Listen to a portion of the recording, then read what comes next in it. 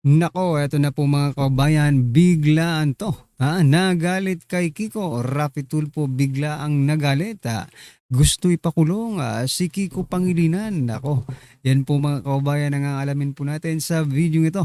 Pero bago po natin simulan yan, palike naman po ng video ito at pasubscribe na rin po mga kababayan. Maraming maraming salamat po at eto na nga.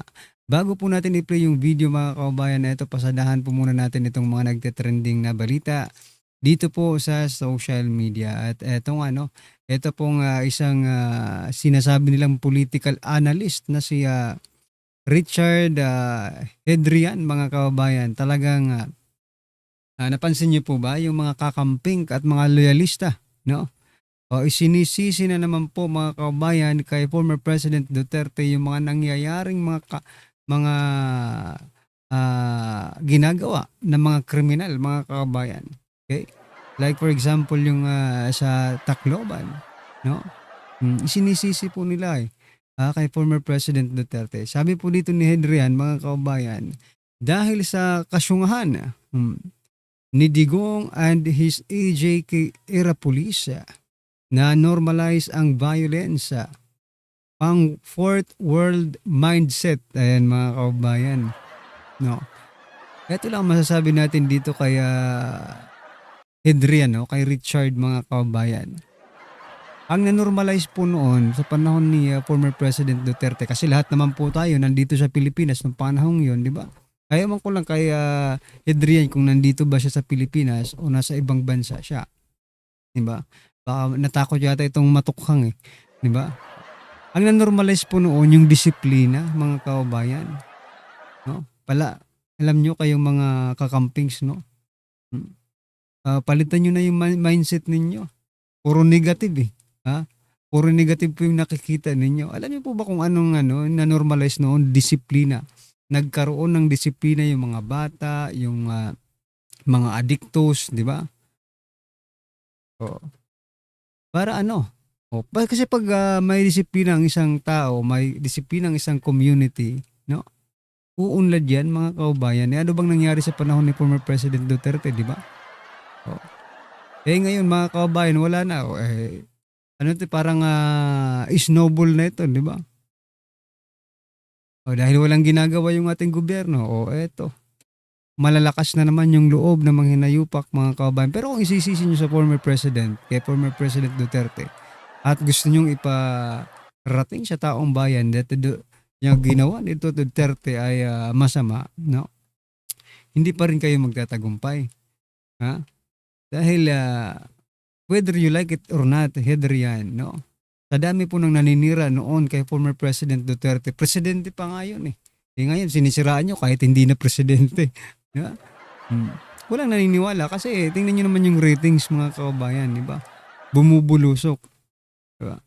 Anyway, eto po ang naging komento ng ating mga kababayan patungkol po dito kay Hedrian. Sabi po dito, Duterte lang the best. Sabi po ni Ibexman. Ayan mga kababayan. Sabi naman po ni Click PH, naghahanap ng masisisi, nakakatawa.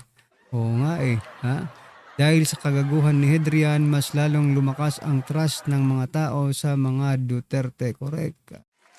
His claims didn't need to make sense. That wasn't his stock in trade anymore. He didn't need to be right. He just need to go further. Ayan mga kababayan. Sabi po ni Karen, hayaan na yan dahil bangag ang admin kaya ganon utak niya. Labaw pa sa adik kaning tawhana. Mas adik ka pa sa adik, Hedrian. Engot, maraming tumino panahon ni Digong. Oo nga Yun ang hindi niya nakita. Baka hindi ito tumino mga kababayan. Walang epekto yung Duterte administration sa kanya. Kaya nga napapatanong tayo, nandito ka ba nung panahong yon or nasa ibang bansa at takot kang matukhang? Yeah.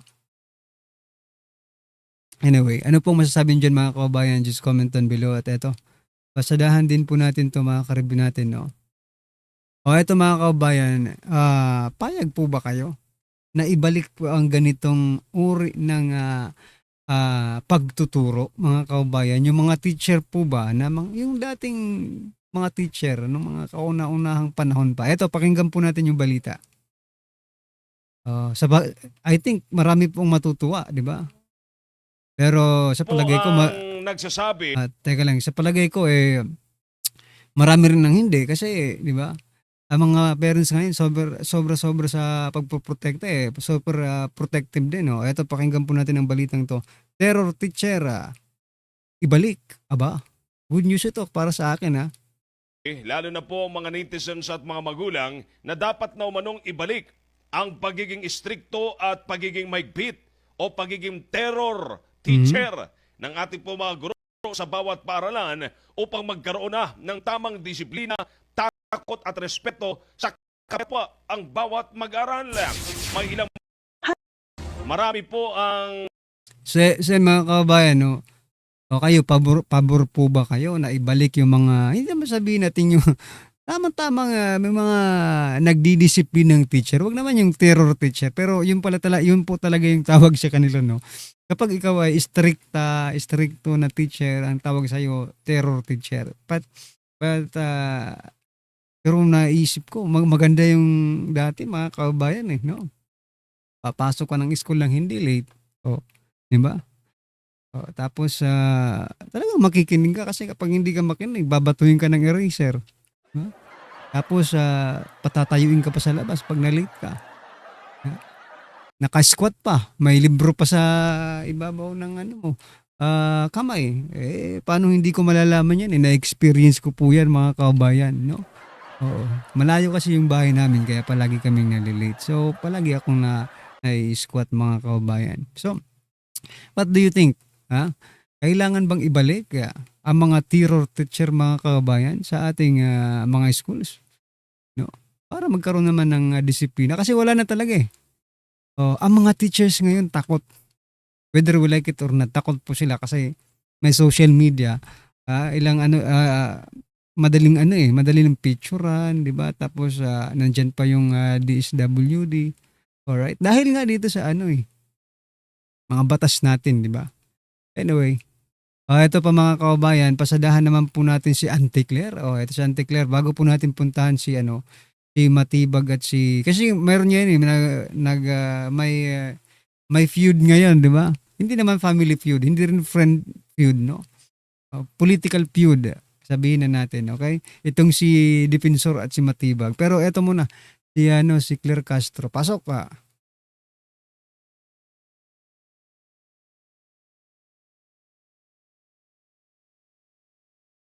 Para sa intelligence gathering, monitor, para sa intelligence gathering.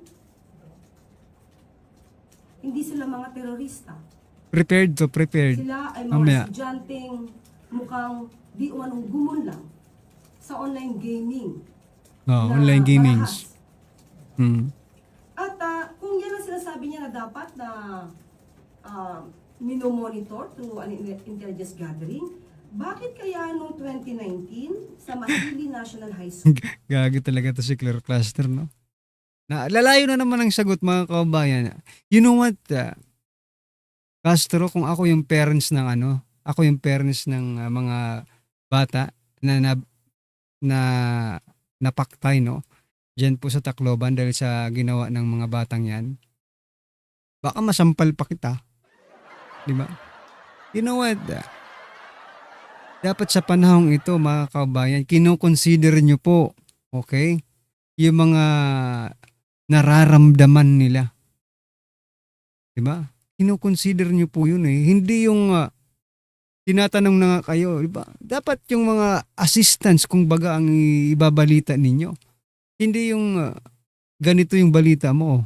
Tingnan yung balita. Calamba, Laguna, ay nagkaroon din ng barilan sa loob ng classroom. Duterte na naman yan. Isang 15-year-old, grade 7 student ang involved. This is 2019. It occurred 2019. Bakit hindi Ini-stress out niya talaga. 2019. Panahon. Sabihin mo na kasi. Panahon ni former President Duterte. Ayaw pang sabihin eh. Ay nako. No? Imbis na yung mga parents ng mga biktima, Medyo mararamdaman nila may gobyerno tayo. Nandito ang gobyerno, nandito si Claire Castro, ano yung damdamin natin, di ba? Hindi eh. Napunta na naman po kay former President Duterte, mga kababayan, yung usapin na ito. Di ba? Ay nako ka, Claire. 29. So, ito nga ang comment to. Sabi po ng mga comments dito, bakit ang layo ng sagot? Ayan, sabi po ni ni Vincent, bakit ang layo ng sagot ng niyan napunta na naman sa Duterte? Ganun talaga to eh.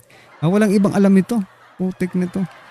Doc, gising na po ba ang pasyente? Turukan na po ba uli?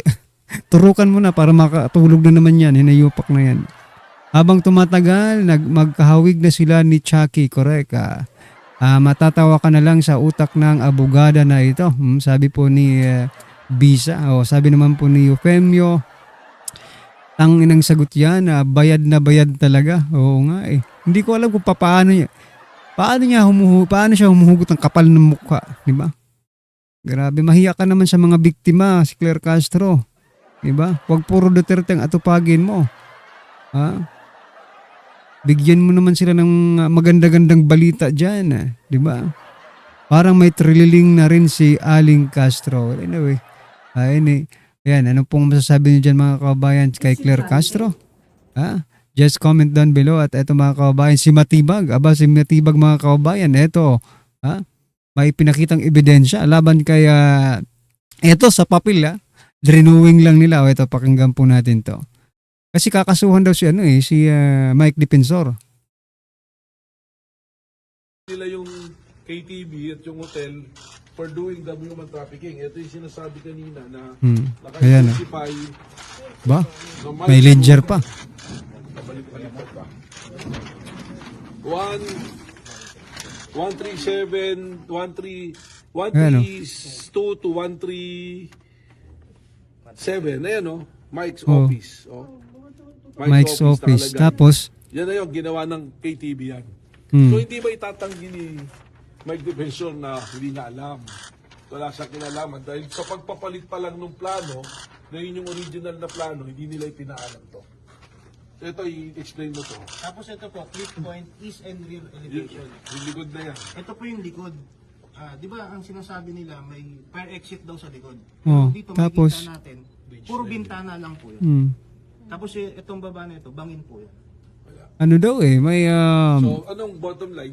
Change nila yung design para yung Chicago at yung Blue Hotel can perpetrate yung ginagawa nila na human trafficking. At malinaw Human na trafficking. alam ni Mike Defensor. ayan mga kababayan,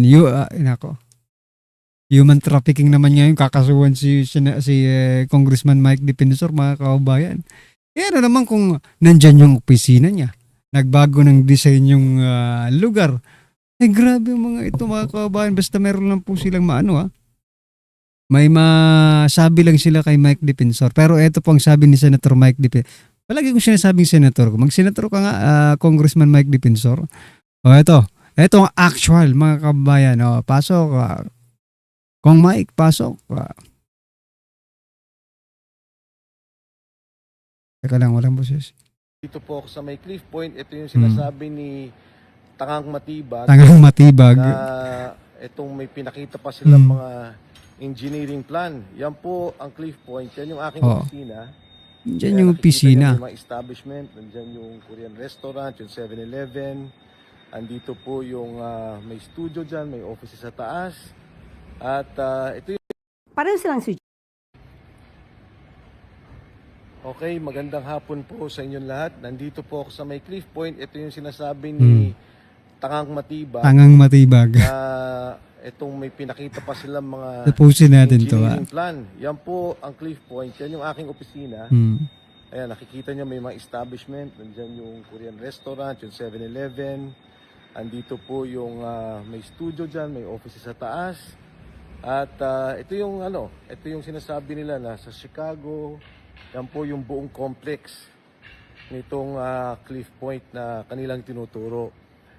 Alam nyo, itong NBI, hindi ko naman huli lalata. And, si Matibag. May respeto ako sa mga kawani ng ating NBI. Talagang ginagamit pampolitika. Etong sinasabi nila na meron daw akong kinalaman, no? Dito ho sa human trafficking, ang basic na sinasabi nila dahil kami ang may-ari nitong establishment na ito ay involved na daw po kami sa ganoong human trafficking. Una sa lahat, Oh. kailangan po natin linawin yan, yung human trafficking, Correct. napakasama pong kaso niyan. Mm. At syempre, ang gusto nila non-bailable. Alam nyo, sa Soler, meron po dyan KTV Club. Dyan po sa Shangri-La lang. Dito sa may Shangri-La EDSA. Maging dito sa City of Dreams, sa Resorts World. Dahil po yan may mga KTV. Ang sinasabi nila, meron daw pong human trafficking na para bang pinilit, ginipit yung mga tao o di kayo tinatakot. Yan po'y walang mga katotohanan. At itong establishmentong ito, katulad ng pinakita ko sa inyo, ito pong lugar na to, marami po ditong mga investor na magkakasama kami. So yan mga kabayan, no, diba? Nagsisinungaling na naman po itong si Matibag, mga karibin natin. Aray ko po. Okay. Ito mga kabayan, pasadahan na po natin yung video, no? Patungkol po dito kay Rapi Tulfo at kay sino ba ito? Pangilinan. No, ito. General Macanas, pasok. Teka lang, nasa na yun? Hindi yan.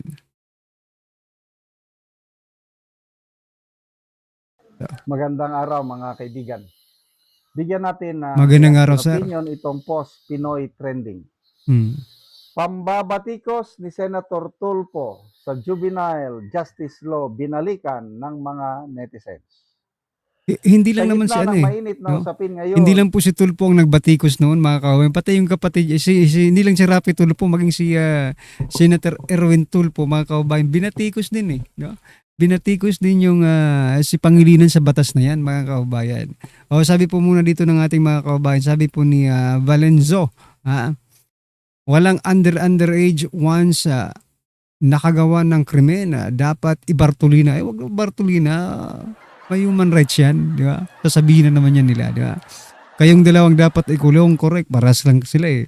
Sir, mahina pala ang batas ni Kiko. Dapat si Kiko na lang muna ang ikulong. Di ba? Habang naghihintay na maging 18 years na ang kriminal, yun ang sinasabi ni Aling Kuring. Ayan, tama rin naman, di ba? Kayo ang gumawa ng batas niya. Sino ang mananagot? Sige nga. Di ba? For example, ginagamit ng sindikato yung for example lang yung mga bata. Sino ang mananagot? Mga kabayan, 18 years old naman pala yung gusto nyong di ba? Paano kung 19 na? 17, 15 tulad ngayon, di ba? 12. Sinong mananagot diyan? Yung gumawa ng batas? Pwede rin, di ba? Nako talaga. Iisa na nga nagawa na batas, palpak pa. Hay sus, Kiko Pangilinan, ewan ko lang sa'yo. Bakit nanalo ka? Aray ka po. sa juvenile justice law ay may ilang netizens ang binalikan ang naging payag noon ni Senator Rapi Tulfo tungkol sa nasabing batas. Sa episode ng Wanted sa radyo noong May 19, 2016, panahon ito ni Tatay Digong. Correct. Excuse me, pinag-uusapan ang tumataas na kaso. Even si Tatay Digong, di ba? Sinabi nga ni Tatay Digong, si Pangilinan ang pinakabobo na abogado. Pinakabobo doon na abogado si Pangilinan, sabi ni Tatay Digong, mga kaubayan, di ba? Sabi po dito, best na gawin mo, Mr. Tulfo, ay ipakulong si Matching. Dapat nga ipakulong talaga kung pwede lang. Ng mga kabataan na nasasangkot sa paglabag. Excuse me. Paglabag sa batas na ayon sa kanya ay kasalanan ng juvenile justice law. Ito yung pangunahing batas ni Kiko. Sabi po dito ni Season, kunwari lang yan, Tulfo. Pwede rin. Di ba? Kasi ngayon, sapakat na sila eh. Pangilinan. Ayon kay Tulfo, kulang ang mga pasilidad para maayos na maimplementa ang nasabing batas. Kaya naman, Ayan na, mga kababayan, kulang ang pasilidad. Alam nyo na pala na kulang ang pasilidad. Putik na yan. Ito yung mga mga mambabatas talaga, siguro ko yung mga mambabatas ang problema, mga kababayan. Bakit? They already know the problem. Ang kulang ang solusyon. Ninanakaw lang ang pera ng bayan pero wala palang facility. Ang laki ng utang ng Pilipinas, kulang pala sa facility. Diba? Bakit hindi kayo gumawa ng pasilidad? Alam niyo mga raming mga batang tarantado, inayo pa kayo. Bawat city, gawan niyo yan ng ano. Diba? Okay, kung pwede nga na, bawat barangay, mayroon eh. Alam niyo na palang ganyan ang problema, hindi niyo pa solusyonan. Nako po talaga, oo.